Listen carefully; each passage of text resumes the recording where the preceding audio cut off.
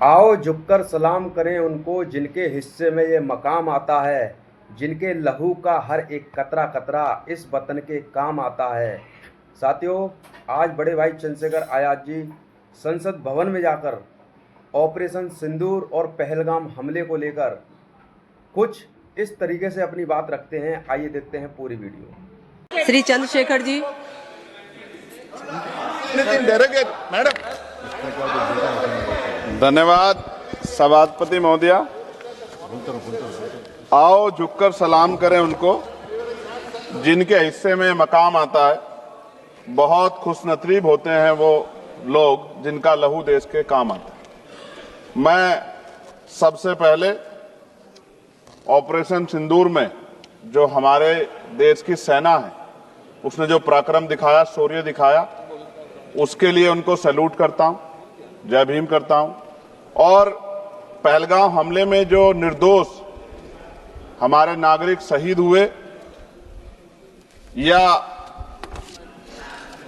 अन्य जो लोग उसके बाद सीज फायर के बाद जो शहीद हुए, उन सभी लोगों के लिए प्रार्थना करता हूं कि उनके परिवारों को कुदरत दुख सहने की शक्ति दे। महोदया, मेरे कुछ सवाल हैं सरकार से। क्या सरकार यह स्पष्ट कर सकती है कि आतंकियों को भारत क्षेत्र में प्रवेश और पहलगाम जैसे पर्यटन स्थल पर पहुंचने में किसने मदद की? क्या सुरक्षा एजेंसियों को इस हमले की पहले से कोई खुफिया इनपुट प्राप्त हुए थे? यदि हां तो उन पर क्या कार्रवाई हुई? पहलगाम हमले में शहीद हुए नागरिकों और स्थानीय ड्राइवर माजिद खान के परिजनों को सरकार द्वारा क्या मुआवजा और सहायता दिया गई? क्या सरकार पर्यटकों की सुरक्षा सुनिश्चित करने के लिए विशेष स्टैंडर्ड ऑपरेटिंग प्रोसीजर लागू कर रही है? क्या भारत सरकार ने अंतर्राष्ट्रीय मंचों पर यह मांग रखी है कि जब तक पाकिस्तान आतंकवाद पर कठोर कार्रवाई नहीं करता तब तक उसे किसी प्रकार की आर्थिक सहायता न दी जाए? ऑपरेशन सिंदूर के बाद जब पाकिस्तान ने जवाबी हमले किए और 21 भारतीय नागरिक शहीद हुए, यहां तक कि हमारे गुरुद्वारों को भी निशाना बनाया गया, तब सरकार ने सीज फायर की अनुमति क्यों दी? क्या यह भारत की कूटनीति कमजोर नहीं दर्शाता? सभापति महोदया, मुजफ्फरनगर में हमारे जिला सचिव हैं भाई कामिल, उनके परिवार के 2 बच्चे भी इस हमले में शहीद हुए थे। क्या सरकार ये मानती है कि टीआरएफ द्वारा इस हमले में खासतौर पर हिंदू पर्यटकों को निशाना बनाना भारत में सांप्रदायिक द्वेष को बढ़ावा देने का प्रयास था? यदि हां तो इसे रोकने हेतु सरकार ने क्या रणनीति बनाई? सरकार उस मुस्लिम पोनी ऑपरेटर को क्या सम्मान देगी जिसने अपनी जान देकर तीर्थयात्रियों की रक्षा की? क्या उसे शहीद घोषित किया जाएगा? पाकिस्तान को हाल ही में आईएमएफ द्वारा $2 अरब से अधिक की सहायता राशि दी गई है।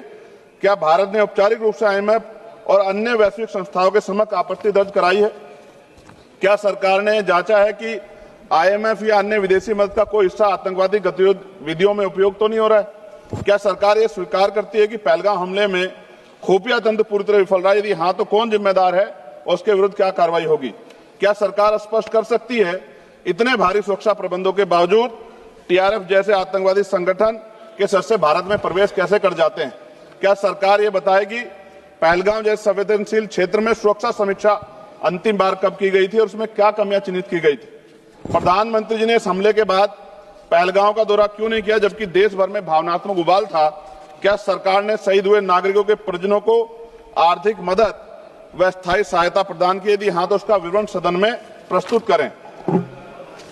महोदया, सरकार के लोग सेना के सम्मान की बात करते हैं। इस घटना के बाद सेना के जवान अमरनाथ यात्रा की ड्यूटी पर जा रहे थे, ऐसी रेल दी गई उनको जिसकी हालत बड़ी खराब थी। सेना के जवानों ने मना कर दिया कि हम इस रेल में नहीं बैठेंगे। 4 दिन बाद बदलनी पड़ी। और सरकार के नेताओं की भाषा देखिए, कर्नल सोफिया कुरैशी के बारे में किस तरह के शब्द यूज किए गए, इन पे भी हमें चिंता करनी चाहिए।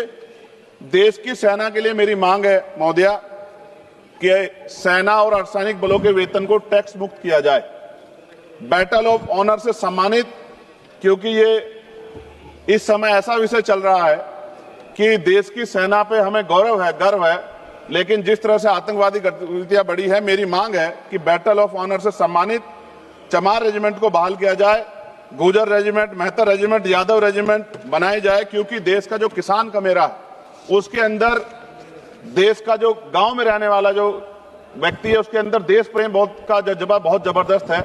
अगर इनको मौका मिलेगा तो शायद पाकिस्तान छोड़िए, चाइना की हिम्मत भी नहीं होगी कि हमारे देश की तरफ आंख उठा के देख ले।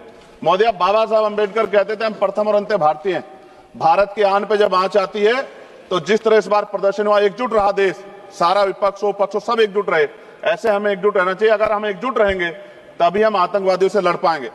मोदिया, 1965, 71, 1999 के युद्ध में किसी भी अरब देश ने पाकिस्तान का साथ नहीं दिया था, लेकिन आज एक भी अरब कंट्री हमारे फेवर में नहीं खड़ी। क्या हमें अपनी फॉरेन पॉलिसी पर नहीं सोचना चाहिए कि ऐसा क्या हो गया कि हमारी राजनीतिक जो भारतीय की लोकल राजनीति है, इसके चक्कर में क्या हमारी फॉरेन पॉलिसी या हमारे मित्रों को के मन में पीड़ा तो नहीं पहुंच रही है?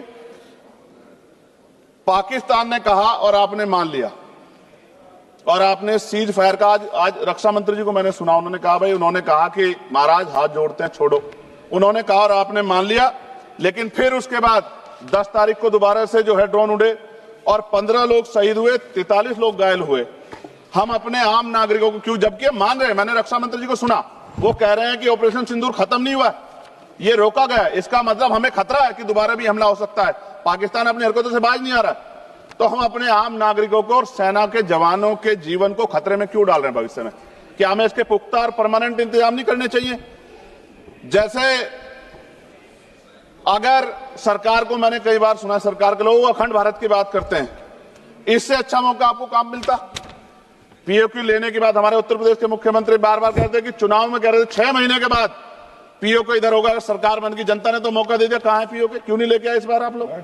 तो पहली सीढ़ी तो इस बार ही चढ़ गए थे। जिस तरह से मीडिया ने माहौल बनाया था मोदिया, तो ऐसा लगा कि अगर देश की सेना ने जो हिम्मत जुटाई थी, सरकार मदद करती, तो माननीय नरेंद्र मोदी जी पाकिस्तान के भी प्राइम मिनिस्टर होते इसी बार, और फाइनेंस मिनिस्टर बैठी है हमारी, ये पाकिस्तान की फाइनेंस मिनिस्टर होती। इस तरह के हालात बने हुए थे और ऐसा मौका चूकना ही नहीं चाहिए था।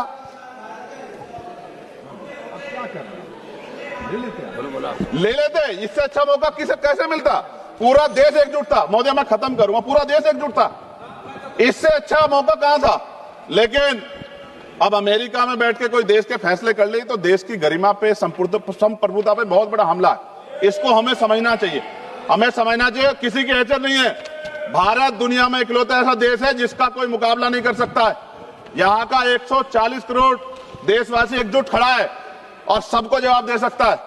मोदी, आज खत्म करते हुए कहूंगा, अमरनाथ की यात्रा आ रही है अगस्त के फर्स्ट वीक में, चल भी रही है, नहीं चल रही। अनुराग भाई, आपको बोलने का मौका नहीं दिया, आप ये नाराजगी मेरे ऊपर मत उतारो। आप लड़ो ना उनसे, आप लड़ो चेयर से, मुझे काहे को करना। खत्म हो रही है अमरनाथ की यात्रा, खत्म होने वाली, सुरक्षा के पुख्ता इंतजाम होने चाहिए और दोबारा ऐसी कोई घटना ना हो। लेकिन अंत में महोदय मैं कहूंगा, आम लोगों की जान भी गई, क्या सरकार ने उन परिवारों को मुआवजा दिया है?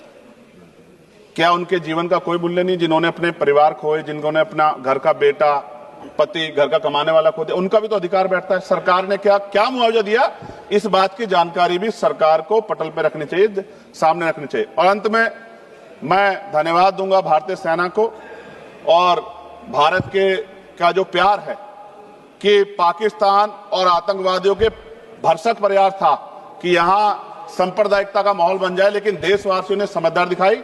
और कश्मीरियों को भी मैं बहुत धन्यवाद देता हूं कि उन्होंने कोशिश की कि किसी भी तरह से कश्मीर के ऊपर जो ये इतना बड़ा इल्जाम लगा है, ये इल्जाम में कश्मीरी शामिल ना हो और ऐसे आतंकवादियों पर सख्त कार्रवाई। पता लगा है कि महादेव, ऑपरेशन महादेव हुआ है और यही पता लगा कि वो तीनों आतंकवादी मारे गए हैं। लेकिन मैंने अखबार में ये भी पढ़ा था कि वो जो मुख्य आरोपी था कुछ दिन पहले पाकिस्तान में था। कोई पिकनिक चल रही है कि उधर भी चले जाते, इधर भी आ जाते? क्या है बॉर्डर पे ऐसा?